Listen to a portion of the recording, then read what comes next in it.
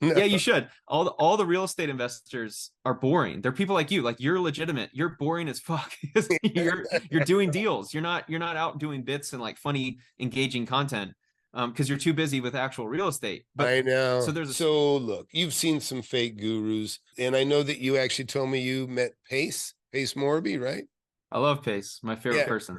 I know. And so, this is funny. So I know you like Pace, and I think Pace is a likable guy. He is a likable guy, and I've been very critical on Pace. I guess you know that. We know the and it's not that I don't think he's a bad guy, but it goes back to what I was saying. You can be inexperienced and not realize it, but I don't know. I have other issues on him, particularly about just recollections and all. But anyways, but the main thing is checking credentials and credibility. I just think that's the most important thing for anybody to do. Yeah. It's the best thing I ever did. Hit that subscribe button, hit that like button. You don't want to miss my channel. I've been doing it for years. Yeah, well, it'll be interesting to see how a lot of these gurus make it out. I mean, obviously, I'm rooting for Pace. I hope he crushes it. I wouldn't be surprised if he has a lot of negative equity deals. So if you want to criticize that, like I can see that. But like the Cardone types, Pace, like all these guys who kind of now Cardone's been in the game for a while, but Pace definitely is more recent. You know, within the last 3 or 4 years, kind of blown up to a pretty, I mean, incredibly impressive portfolio. So it'll be interesting to see how they all make it out. Yeah, but what impresses you about that portfolio? Well, growing to that size is not easy, obviously. He's still buying deals that cash flow, and I think he's surplus, or at least he said in an interview, 300,000 a month in surplus cash flow. Yeah, I don't know. I like I say, it's what when you've been doing something a long time, what you kind of read through stuff. Equity comes, equity goes, but cash flow is flow. This is nonsensical to me. Okay, you know what I mean? Equity comes, equity goes, but the cash will always flow. The sub two thing, a lot of people don't realize. They don't talk about the downsides or the tough parts of that. And the other thing that I really am most critical, to be honest, is paid referrals. When you have paid referrals, you corrupt the system because people will overpromise to make a commission, and you can say, I didn't overpromise. My sales guys did. You know what I mean? And yeah, you can pass responsibility. Yeah, there's always a disconnect. I will agree with that. I'm not in love with this current system of gurus. And by the way, I'm friends with a lot of them, but selling $3,000, $10,000 of courses, and they have a sales team that sells it. So you have a disconnect between creator, maybe even coaches, and then guru, coaches, and the sales team. Because now the gurus are getting big enough where they're not really involved in the coaching stuff. They then get coaches. And so the sales staff can say things, and then the coaches need to deliver on it. But if there's no obviously they're incentivized to get the sale, then the coaches are hopefully going to be ethical, but there may be some disconnect, and then they're not even getting access to the guru. Well, the coaches usually are students, and they still don't maybe have the high degree of expertise yet. It's a flawed model to have students. I mean, there's some bright students. I have multimillionaire students now already, and I've been doing it a very short time. But I guess that's the big problem I have is on Pace's deal. He'll ask a kid, the kid will say, I made $5,000. And then he'll say, what do you think you're going to make? And then the kid will say, I think I'm going to make 200,000 this year. And then it's like 19 years old and he's going to make $200,000. I've made 5K off of the house we're in right now. Okay, so you're gonna make $200,000 this year. You're gonna make $600,000 this year. 19-year-old, 22-year-old. As a 19-year-old. So if you came in 30 seconds late, you just heard Pace say this kid's making 200,000. Then what happens is all the people that are selling the courses, that are going after the referral money, they're saying 19-year-olds are making 200 grand when it's not true. And so it's really interesting period with social media has allowed educators to become entertainment level money. Yeah, like these people are making millions of dollars a year. The backup point guard for an NBA team isn't making as much as a guy selling how to get rich in real estate. Oh, yeah. Meet Kevin is one of my favorite YouTubers, and not one of my investors. I don't think he's a great investor, but I mean, I like him a lot. But man, what a following very quickly. And Graham Stephan too, right? And you probably make a lot of money. Yeah, all these guys. A lot of money. Yeah. Oh, yeah. Anyway, point being that it's fascinating seeing how much money can be made with teaching. And that's kind of where we're at right now. This discussion me and you were having is where's the ethical line? Like, for instance, I sell a course on house hacking. It's something I do. I'm in the game. Like, I have roommates. I still manage my properties. I price mine at $297. I put a lot of effort into it. I stand by it. Like, I'm very proud of everything that I put into it. I think there is a line for the digital course. And I'm curious if you had a thought on what would, not that you should be like some gatekeeper for price, but what do you think is like the fair maximum amount for just strictly digital course, real estate? Here's the deal. I have a book. I have my course. I have a mentorship, because I know nobody will go as far without mentorship. You know, I relate it very much to, here's the thing. I have no salespeople. You know, everybody that comes into my class, I teach. Nobody gets in until I vet them. I'm the only one that can approve somebody. You know, my course starts at $9,800. Now I discount it. I'm going to tell you, I discount it, but I discount it because if I have somebody that I truly believe, in other words, anybody that buys my course, if they don't have any money left over, I say you can't afford to be in the class, because I'm not going to mislead you. You got to have a little bit of money to really make money. And I get torn because I get some young guys sometimes, and I made my first deal at 19. So, and I tell people, look, I can let you in for 0 or 1,000, and I might cut a really good deal for somebody that I think's bright and young.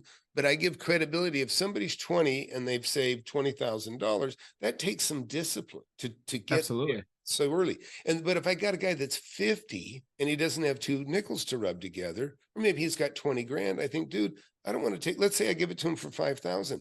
Do I want to take 25% of a guy's money that's 50 years old, that I already have doubts about his abilities to see things through based on how little he has at that age? Now, if he has a good story, maybe I can, You offer coaching though. So the coaching aspect is the key. I think that's the next step for this course selling movement, because I don't think digital courses sell nearly as well. Because I think everyone's kind of bought a course at this point. They have figured out, like, you can buy the course and be given all the info, but it's not going to make you successful. You still have to put in the work. Dude, you can make $1 million with my book. Okay, seriously. Okay, I got people done really, really well. But the mentoring, and look, I'm in jiu-jitsu. I'm a purple belt. I'm almost brown now. That's taken 8 years, okay, 8 or 9 years. And I wouldn't be here if I didn't have a guy mentoring me in something that, that takes time and effort, and, and you got to put in the work. But what I was going to say is, if we've all had problems with software and that sort of thing, we're pulling our, hair out, why isn't it working? And then you finally call customer service and you pay the bucks, and they go, oh, just do this. And now you're back up and running. It's very easy for me to mentor. Somebody texts me that's in me and they said, hey, I got an issue, and they already know the fundamentals. They know what they're supposed to do, but there's so many variables. Then that I call them back. Okay, what's up? Okay, do this. Click, done. They're on their way. It's very, very easy to me. And that's what is so critical and crucial. And that's why I think I know that's why I've had such high success. I got many millionaires in my class, and I wouldn't make that statement if it wasn't true. I mean, they became millionaires in just a couple of years, and that's, in hundreds of thousands, and, 100,000, 50,000, they're seeing more money than they've ever seen in their life in a very short time. And if you ever come to Austin, I want to take you for a tour, man. Because I want you to make money in real estate too, Spencer. I really do. And oh yeah, well, that's the plan. That's my dream. I love, like, a 50-year-old guy. When I vision, where I'll be at 50, I'd love to have a massive portfolio, bringing in enough rental income where I can do what I want. That sense of freedom has got to be worth every penny. How old are you, by the way? I'm 33. Oh man, yeah, that's a no-brainer for you to be in my class, to be quite honest. But I got guys 34 years old that in 18 months, they now have $150,000 a year coming in. It matches their income of what they're already making. And by the way, one question while it's on my mind, do you think with the amount of gurus that have kind of, and I'll add myself into this because I'm selling a course, do you think the amount of people now selling courses and selling education, do you think does that worry you about where the market is, or is that a sign of we've probably reached the peak in real estate, or do you not think about that? I don't think about it because I've made money. I've bought property every year for 42 years. Listen, you got a $297 course. there's probably $297 worth of information in there. I don't doubt that.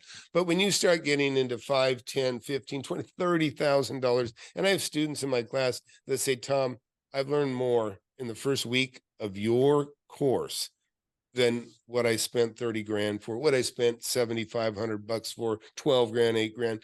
And some, I find out that they were in, some of these gurus we've already discussed, and they're embarrassed. They're embarrassed that they did so, and when I go out and I analyze a video and I start talking about, look at this does, and I start going, this is why this doesn't jive. Look what he just said, and then they start to go, oh my God. And they go, why was I even believing any of this stuff?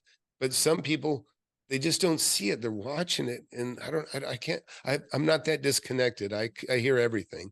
But some people don't. And, but when they hear me point it out, then they go, oh my gosh, I almost signed with that guy. I'm glad I didn't. And then I get the guy, and that's one of the reasons, I truly don't like to see young people make the mistake. It's bad enough getting burned for $5,000 to $12,000. Okay. But then even worse is you start to engage, have more money than that. And then you start to engage in a terrible deal. And then you've got some student or somebody that doesn't know what they're doing saying, go for it. And now you've just turned that person's world upside down. Everybody knows I say easy to do, hard to undo. It's like a walking mantra. You should always say that to yourself. Easy to do, hard to undo. Because once you commit to something, and whether there's banks involved in a mortgage, now your credit's on the line, you get upside down, you're screwed. I know that feeling. The money hurt. The flips, I think I lost 90. It was somewhere around 90,000 combined. But what really hurt was the time. It's just like every month is just draining and it took me 18 months start to finish for both deals. And it also then takes time after that to recoup, because then thankfully I still had a job, but then you sell and then you get the money coming back, but to replenish where you started, it was a 2-year process. That's a long time when you're young. That with the velocity of money, that's a lot of time. It's horrible. I had a young guy and he bought Chris Crone's class. And I said, well, big deal. He got $997 from you. Move on. Don't worry about it. He said, no. I go, what do you mean no? He goes, no, they got 5,000 from me. I go, how long ago? It was 2 days ago. I go ask for your money back. You can get your money back.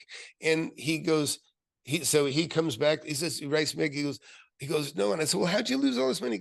He goes, well, I talked to the guy and so what I did was I borrowed 2,000 from my mother. And me and my wife, him and his wife, and they had a kid. They had 1,000 of their own. They borrowed 2,000 from the mother-in-law, 2,000 from his own mother, and bought this. And he immediately knew he made a mistake, and they wouldn't let him out of it. I said, just go get a hold of Chris and just say, give me 80% of it. And, the guy just, he didn't do it, or he didn't get his money back. But I think it was Nathan is the person's name that sold him that class over there at Chris Crone's. But I very much dislike that part of this industry, because the problem is they use such high pressure sales tactics. I'm not saying Chris Crone does, I don't know the sales process, but a lot of them do. Because they have these sales staffs that will kind of pressure them into buying a $5,000 course. And then, a day or two later, they go, oh, shoot, I, emotionally bought and didn't really need it or didn't want it, or I can't realistically afford this. You should be able to get a refund. Well, I agree. It's ridiculous that you can't. It's a digital course. It literally costs you nothing. Yeah. Listen, in real estate, you make a deal, you're done. It's done. You can't undo it. But in most consumer finance buying, and this is for everybody out there, if you make a deal, and I may be all wrong a little bit here, but you have 3 days redemption if you make a mistake when you go to buy something with most consumer items. My purpose from the start was to expose the bad and highlight the good. Starting in December 2nd, 2018 was my first episode for a series called Authentic or Charlatan. That's kind of what took my channel off, and what I immediately saw, difference in views. I was like, oh, this is something. What was the full title? Authentic or Charlatan. It was just a series, because I would look at these internet marketers and I just wanted to do a deep dive. Like, are they good? Are they legit or not? Unfortunately, the path kind of always took me down exposing, because that just gets way more views. And I know, because I remember yeah, it's just I go, way, why don't way you better do it on strategy. me, on authentic? And you're like, nah, nobody watches that shit. No, yeah, I did a couple. I did one on Graham Stephan about kind of like a documentary style, like how he grew and how he had success. And then I did another one on a guy who I really liked in the fitness space. And then I could just tell that the response, people were like, yeah, but he cheated on his wife or something. I'm like, that's not the point. It's about his fitness advice. But I just kind of realized that my channel was a certain way, and I need to go down that path, because I think it's really important, man. Like there's no one who's real like arbiter, because once you have enough success, financial success or success in your career, like you're not getting on YouTube and dissecting if someone's legit or not as much to the level that I am. For instance, No, if I it's not start worth my time. Like I said, right, exactly. Yeah. That's my point, is that your time it's not a good use of your time. So therefore, like all the people who do have the great eye for it, that's why I appreciate that you do it, because very few people are your level of success that actually spend some time, not zero time. Yeah. It's needed, but I get it. Like dude, if I was making $2 million a year or something, flipping houses or buying real estate, I'm not getting on YouTube and analyzing some TikTok kid if he's a fraud or not. No. Yeah, people like quickly that I don't spend a lot of time on my videos. I observe and spit it out. Because one time he said I spent a lot of time in research, because I basically kind of cheated. I just reviewed one of your reviews, so that was easy. Okay, but typical reactionary comment on content on YouTube. That's how it works. Yeah. So I enjoy that aspect of it, because it's not hard for me. It's just second nature. But what I was going to say is, like you said, and it's frustrating to me, I go do a fake guru review, gets a lot of views. I do a look at my student, he just made $1 million, and it's like I get 500 people watching. You know what I mean? Right. What's also a big challenge too. Sorry, what? Oh, a big challenge too is when you do have a brand of exposing the bad guys. Like I'm positioned that way, even though that's not entirely my intent. I enjoy storytelling and walking through lawsuits and stuff. I don't want to be just an exposed channel, but when you're CoffeeZilla or myself, if you ever do a positive video on someone and that person turns out to be a fraud, like it could literally kill your brand. Cesar Pena, this real estate guy, recently, I have friends that are on stage with him and held events with him. They're unaffected, but and imagine if I was promoting his course or saying, oh, this guy's legit and he's got this, he's raising money right now for a big apartment deal. If people lost money, like my YouTube career is over. And so there's a massive risk of playing that game. Right? Sam Bankman-Fried, yeah, they Yep. I think, whatever, Meet Kevin and whatever, the coffee hour guys, they all they closed up shop, I think, basically on that. Not that they totally endorsed him, and I don't know, but I know they got ensnared. But no, I agree. And guess what? That's why I don't collaborate with anybody. I don't collaborate with anybody, because I'm on the consumer side of it, even though I'm on this side, and people will say, oh, how funny, you got a fake guru criticizing fake gurus. I go, no, that's not how it is. And so I like to say I pride myself on consumers bragging about. Well, what do you consider a fake guru? Like if you had to answer in 30 seconds, what would describe a fake guru to you? It's somebody extrapolates a tiny bit of success to be much greater than it is. That's a fake guru. So false marketing. Yeah. So, look, I've been critical, somebody that's a realtor that lets people believe that they're a real estate investor. People that, real estate expert. Yeah.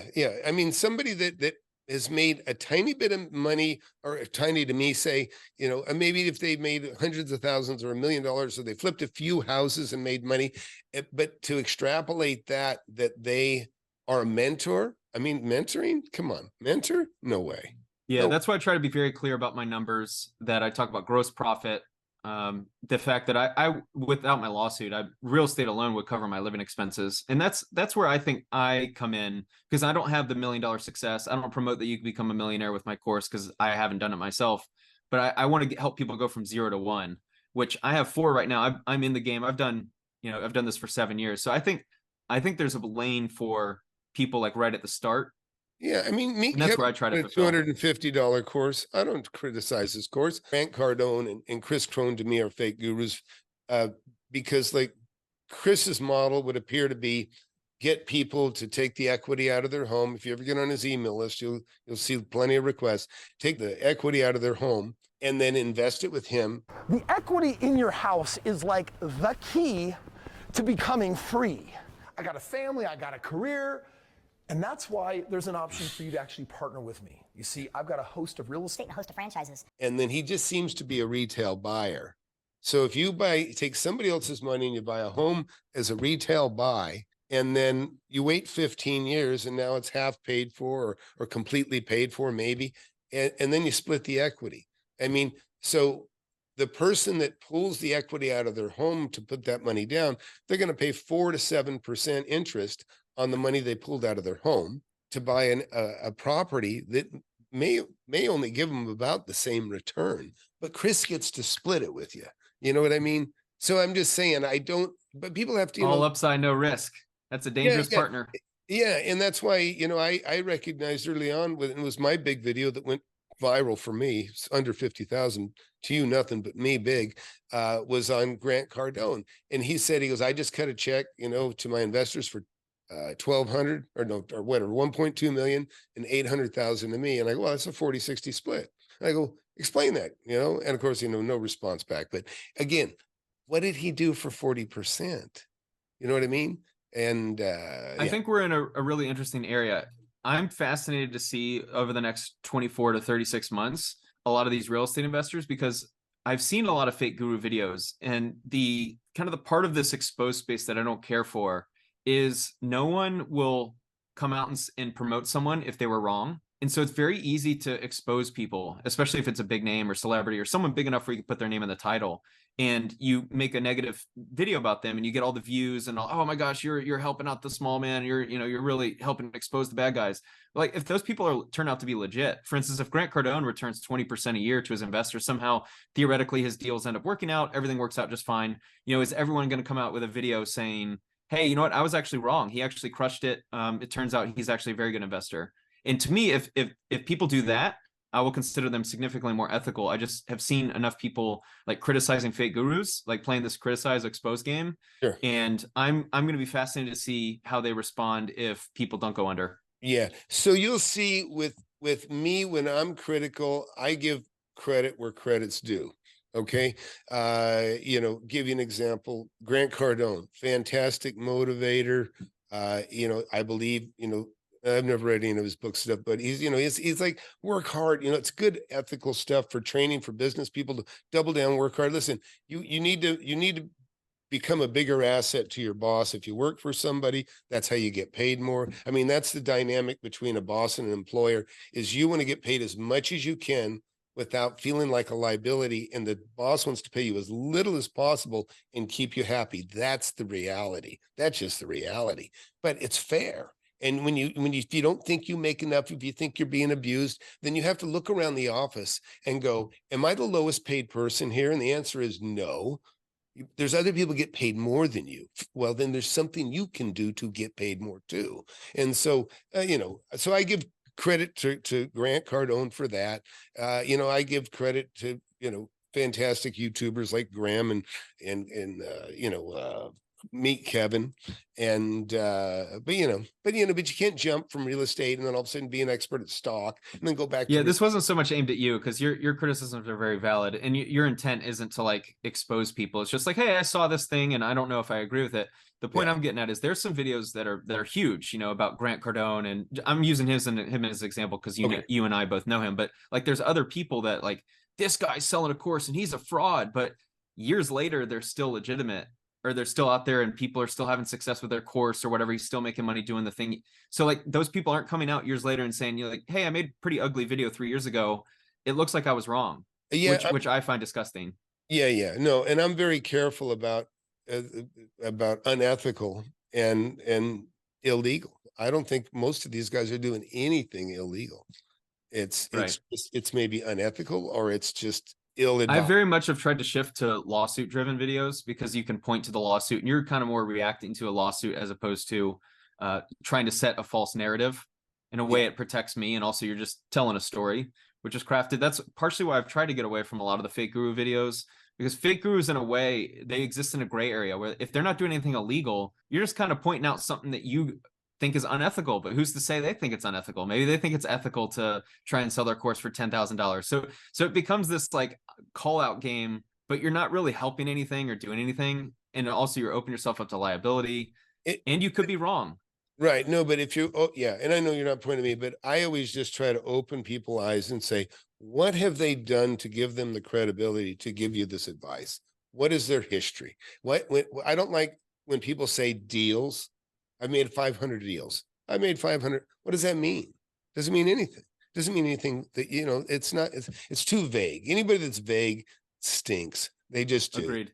Yeah. So you know how it is. Yeah, the best way to word that, I think, is if you show up to a party and you ask someone what they do, after 30 seconds you still don't have a clue, probably best to avoid that person. Or if they present themselves as having money and after 30 seconds you don't really have an idea of how they acquired the money, something's off.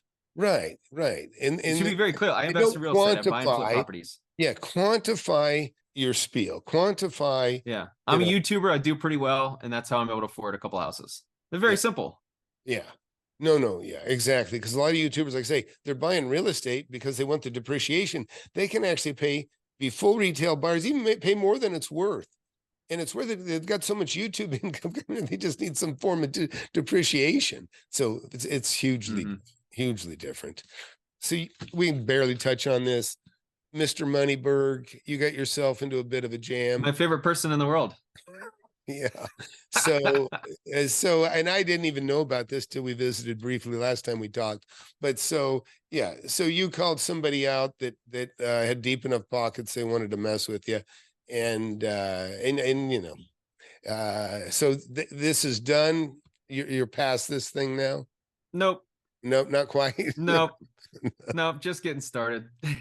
Here we are. I got sued June of 2021. So we're now at month, what would that be, like month 27 or 28?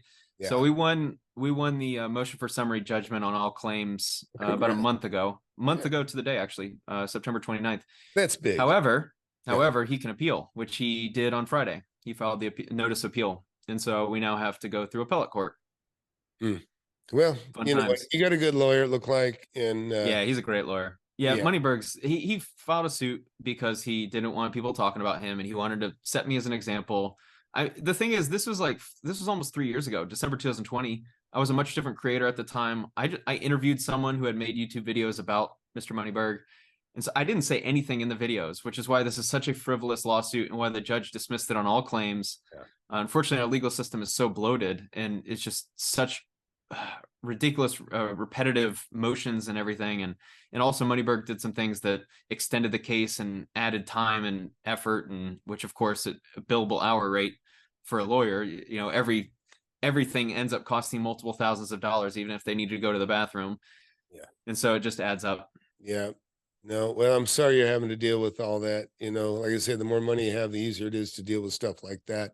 But certainly. You know, but you'll get the pathway to get my fees back, though, is possible. That's the key. That's the only I'm not worried about losing this thing. Any judge who looks at this is going to laugh, especially if they see an image of him.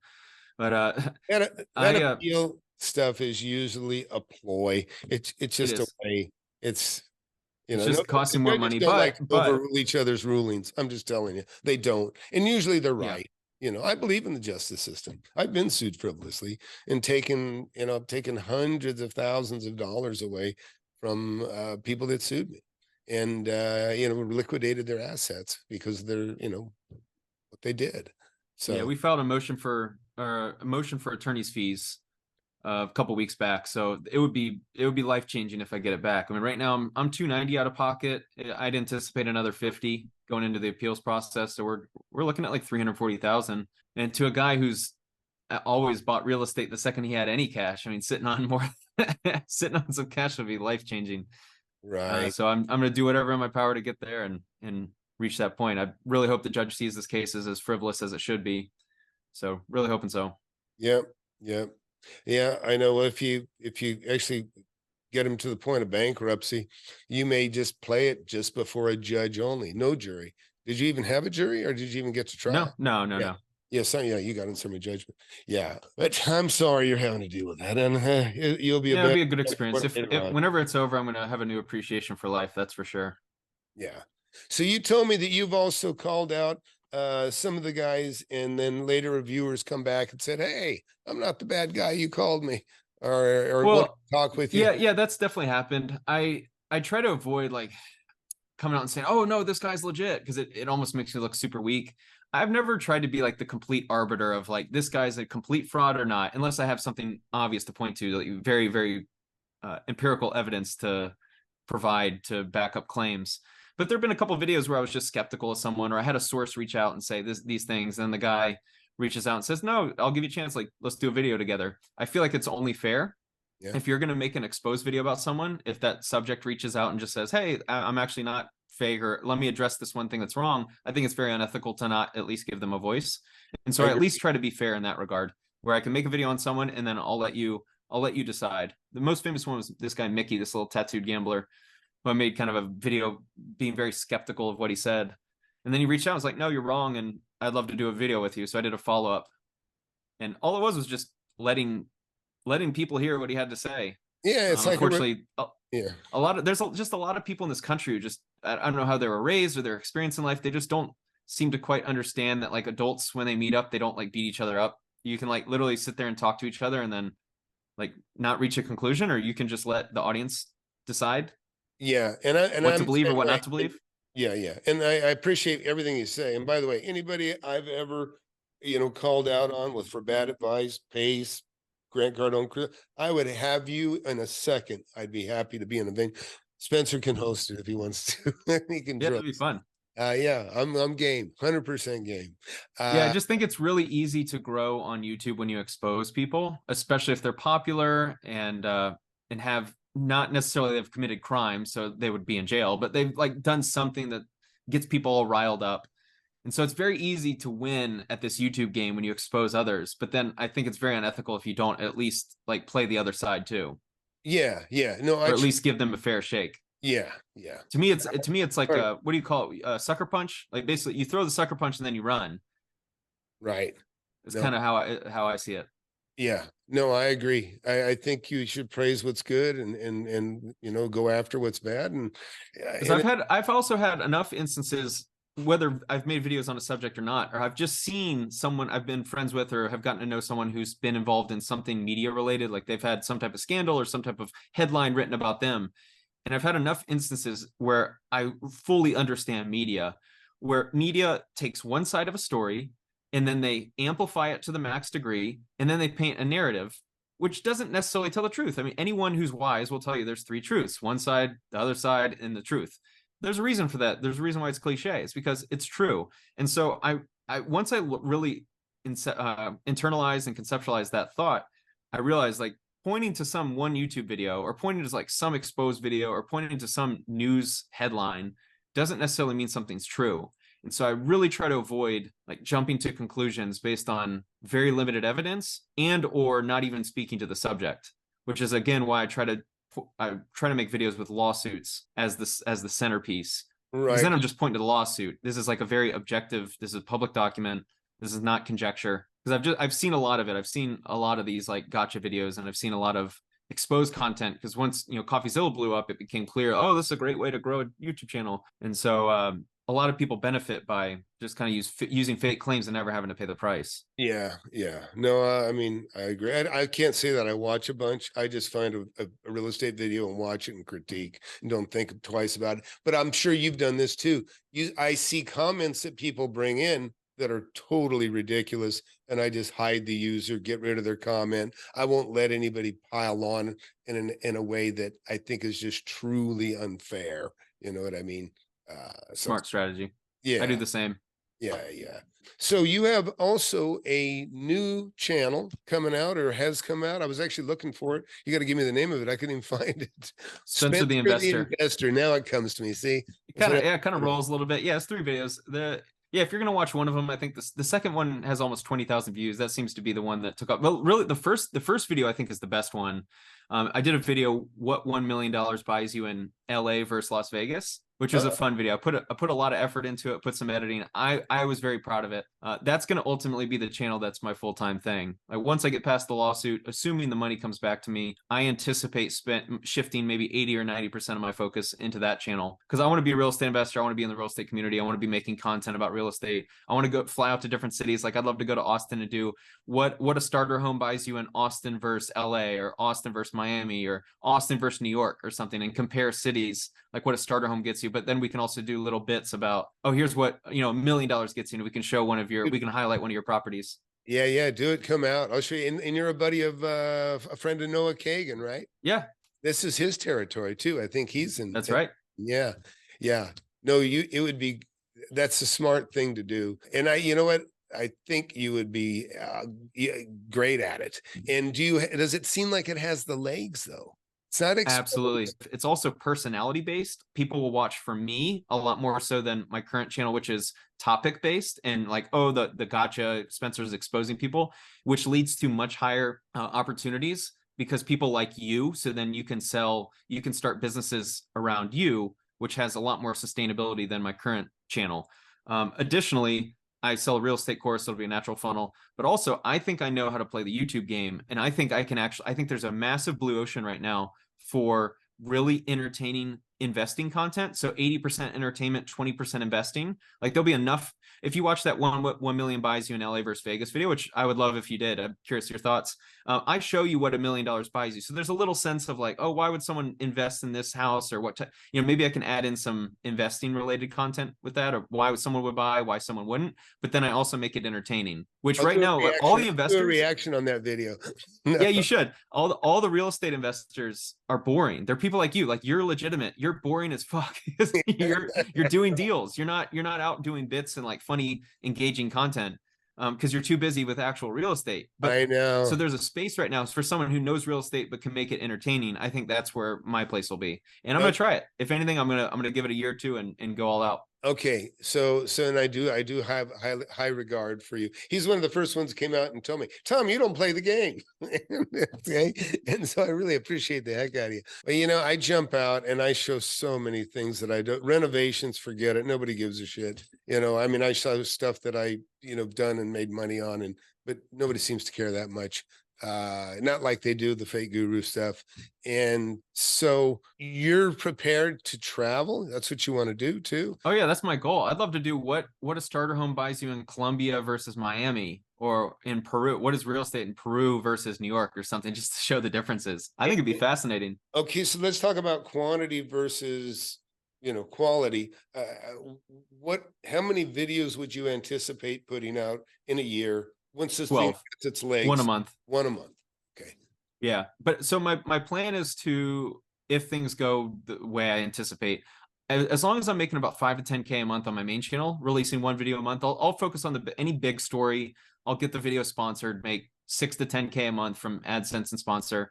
And so then use that money to invest in each video for my second channel. And so if I have $5,000 to work with for each video on the second channel, I think I can make it work. So I'll give you a video idea that I'm going to do out here, and how I'm going to invest in the content. So there's a neighborhood, McDonald Highlands, which is my favorite neighborhood in Las Vegas. Very exclusive. It's gated. Very nice. I want to borrow a buddy's car, or rent a really, really ugly beat up car, and try to get in the gate. Say like, oh, hey, I'm going to the pool or something, try to get in and see if they don't let me. And then I'll go rent a Ferrari and see if they let me in with a Ferrari. That's only going to be maybe 20 or 30 seconds of the video. Yeah. But that's the level of investment I'm willing to make the video amazing. I mean, imagine watching a video where only 30 seconds is this little bit about trying to get into the neighborhood with a crap car versus Ferrari, and then go tour houses. And I have friends in the neighborhood, so I can get in, but then go tour maybe the nicest house and do a little like behind the scenes of what it would be like to actually live there. Yeah. So that's the content I want to make. Yeah. No, I like it. And it is interesting because people buy into how you present yourself, how you dress, all that stuff. Absolutely. I'm out in the field. I got rough hands. I mean, I get sunburned, I get scratched, I get bloody. My clothes get ripped. I look pretty rough most of the time. And I've gone into closings and they're like, "Can we help you?" Like I don't belong. I'm the one with the check, honey. I'm buying the, yeah, exactly. And then it's, oh, sir, here, you know, then it's very, very different, you know, or you come in the bank and somebody's like, yes. And then somebody else, oh, hey, come here, Mr. McKay. You know what I mean? And so, yeah, it's interesting, but yeah, well, man, yeah, Spencer, I'm really happy to know you, and I appreciate you being a good friend, and I'm excited for you. I really want you to lean on me for real estate advice, because I don't know anybody better, and that's just the God's honest truth. And you got all the potential. You can make millions in a fairly short amount of time, and so it's certainly possible. Yeah, I believe it. Yeah, especially if you're bankrolling $250,000. Yeah, Good start. And so, yeah, would it be AdSense be your primary revenue for this new channel? No, it would ideally be course sales. That's one angle. AdSense would probably be driven. Yeah, I don't anticipate doing brand deals. It takes a long time to get to the point of getting sponsorship money. I'd consider it if it was the right brand, but that one, what if I sponsored you? What if I sponsored you? Yeah, that's possible. Yeah, we could do like an affiliate deal, because the problem is it only really makes sense once you start getting like maybe 30 to 50,000 views kind of guaranteed. Yeah. Because at 10,000 views, you're just not getting enough buyers to justify spending money to advertise a video. No, so, and I'll tell you why I'm even talking about this is like, I won't collaborate with people that I don't like or disagree with, or you know what I mean, or that I don't think are good for people. But the people I would, like Ben Mala is somebody I would collaborate, right? Even meet Kevin, you know, I like him. You know, but you certainly, but because you are so darn honest, and you know what I mean, I like you, but I would want you to come see that I am legitimate. I want you to know 100%, you know what I mean? And yeah, that'd be cool. Yeah. And you'll learn so much, man. I tell you, you'll learn so much. I promise you. Yeah. To be continued. Yeah, that channel's in the future. For now, it's kind of all talks, but I'm definitely gonna make it work. I'm excited. I've never investor. We've already got a couple that you can find that right now. Yep, 3 videos. Okay, and then your regular channel is just Spencer Cornelius. Yep, Spencer Cornelia. Sorry, my best friend's Cornelius, so I screw that you're good. quite often. Anything else you want to share? Have you written a book yet? No, not yet. Yeah. How to lose money in real estate. That's what I'll talk about. People seem to care more about that than the wins. Oh yeah, I'm sure it'll be a bestseller. All right, man. Well, hey, thanks very much. I appreciate you. And yeah, thanks for having me. All right. My pleasure. I want to learn how to make millions of dollars in real estate. I've made tens of millions over my lifetime, and I'm showing people how to do it. Get in my free webinar. I have it every Thursday, 7 p.m. Central. Go to the link below, flipanythingusa.com/webinar. Sign up for it. You can talk to me face to face if you want. Don't waste any time. Hit that subscribe button, hit that like button. You don't want to miss my channel. I've been doing it for years.